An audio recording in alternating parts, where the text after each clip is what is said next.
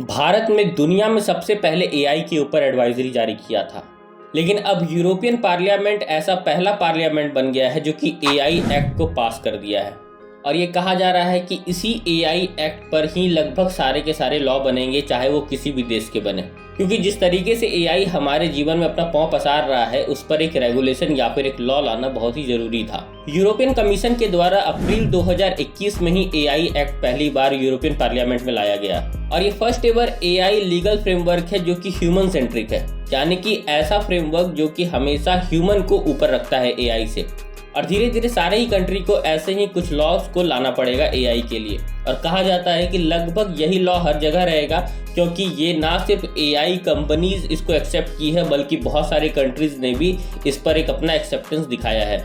इस लॉ के अंदर एआई को रिस्क के आधार पर दो भाग में डिवाइड किया गया। सबसे पहले लो रिस्क और दूसरा हाई रिस्क। लो रिस्क में वैसे सारे एआई आ जाएंगे जो कि डायरेक्टली ह्यूमन को किसी भी तरीके से अफेक्ट नहीं करते हैं। जिस तरीके से मैसेजेस से स्पैम मैसेज को अलग करना या फिर आपके लिए कोई एल्गोरिदम बनाना, ये सब काम लो रिस्क एआई में आता है।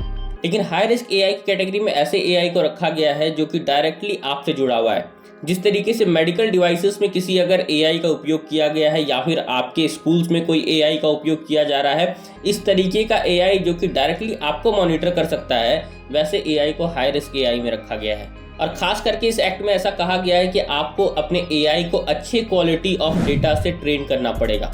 सबसे पहला बात कि ये अच्छा क्वालिटी ऑफ डेटा क्या कहते हैं। अब आप पिछले महीने की एक एग्जांपल ले लीजिए कि गूगल का एक एआई सिस्टम है जेमिनी, जिससे कि पूछा गया कि हमारे देश के प्रधानमंत्री नरेंद्र मोदी किस तरीके के नेता हैं।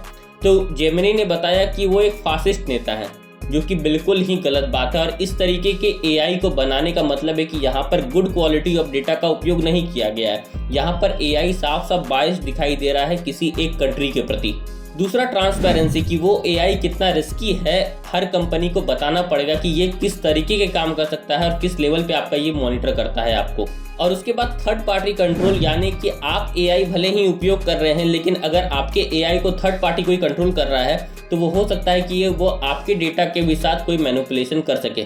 लेकिन इसमें से कुछ ऐसे भी एआई हैं जिसको कि पूरी तरीके से बैन किया गया है, जिसमें से कि पहला है सोशल सोरिंग एआई, जो कि चाइना अभी यूज कर रहा है। इससे क्या होता है कि ये लोगों के ऊपर ध्यान देता है कि वो किस तरीके का बिहेवियर रखते हैं और उनको एक पॉइंट देता है। जिस तरीके से आपका क्रेडिट स्कोर होता है ना, उसी तरीके से वो लोगों को एक क्रेडिट स्कोर देता है, जिससे कि पता चलता है कि वो इंसान किस तरीके का है। और ये चीज़ अगर एआई करता है तो ये काफ़ी गलत बात है, और हो सकता है कि इससे डेटा का मैनिपुलेशन या फिर किसी एक खास आदमी का बहुत सारा डेटा जो है किसी एआई के पास सेव है। दूसरा है दोस्तों प्रिडिक्टिव एआई। इस एआई के थ्रू आप किसी भी इंसान का आगे का एक्शन क्या हो सकता है वो प्रिडिक्ट कर सकते हैं। इसका सीधा सा मतलब है कि वो एआई आपके हर चीज़ के ऊपर ध्यान दे रहा है। तीसरा दोस्तों इमोशनल रिकॉग्निशन। इस एआई के थ्रू आप किसी भी इंसान के इमोशन को ट्रैक कर सकते हैं कि किस वक्त वो उदास होता है, किस वक्त वो खुश होता है, किस वक्त वो किसी सामान को खरीद सकता है, तो किस वक्त वो आपके ऊपर चिढ़ सकता है। और इसके बाद आता है दोस्तों बायोमेट्रिक आइडेंटिफिकेशन। ये डायरेक्टली कोई भी एआई जो है उपयोग नहीं कर सकता है, मतलब आपके बायोमेट्रिक्स को वो रिकॉर्ड में नहीं रख सकता है, जिस तरीके से आपके फिंगरप्रिंट, आपके आंख का रेटिना या फिर इससे रिलेटेड कोई और चीज़। और इसके साथ ही दोस्तों डीप फेक जो आप देख रहे होंगे बहुत ज़्यादा फैल रहा है, तो इस एक्ट के तहत जो है हर एक डीप फेक में अब लेवल लगाना बहुत ही ज़्यादा ज़रूरी होगा। मतलब कि अगर डीप फेक किसी का वीडियो बनाया जा रहा है तो उस डीप फेक में उस एआई कंपनी का लेवल लगा होना चाहिए और वो साफ साफ वहाँ पे लिखा होना चाहिए कि ये एक डीप फेक वीडियो है। साथ में जितने जनरेटिव एआई हैं जिसमें कि आपको इमेजेस बना करके मिलता है या फिर टेक्स्ट बना करके मिलता है, तो यहाँ पर एक कॉपीराइट लॉ होना चाहिए, मतलब कि इससे पता चल जाए कि आखिर ये चीज़ जनरेट किस एआई ने किया है।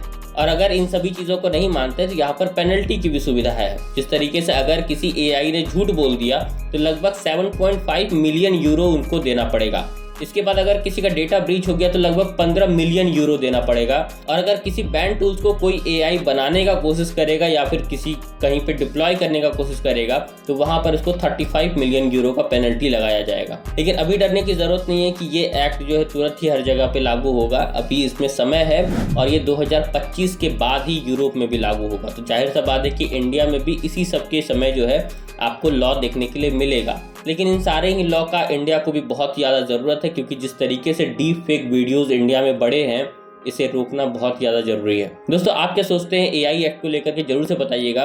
और आपको क्या लगता है कि हमारे इंडिया में AI एक्ट को और भी ज़्यादा स्ट्रिक्ट बनाना चाहिए या फिर थोड़ा बहुत फ्यूचर के हिसाब से बनाना चाहिए ताकि लोग इसमें एक्सपेरिमेंट कर सकें। दोस्तों, आज के इस वीडियो में फिलहाल इतना ही। मिलते हैं किसी और वीडियो में, तब तक के लिए गुड बाय।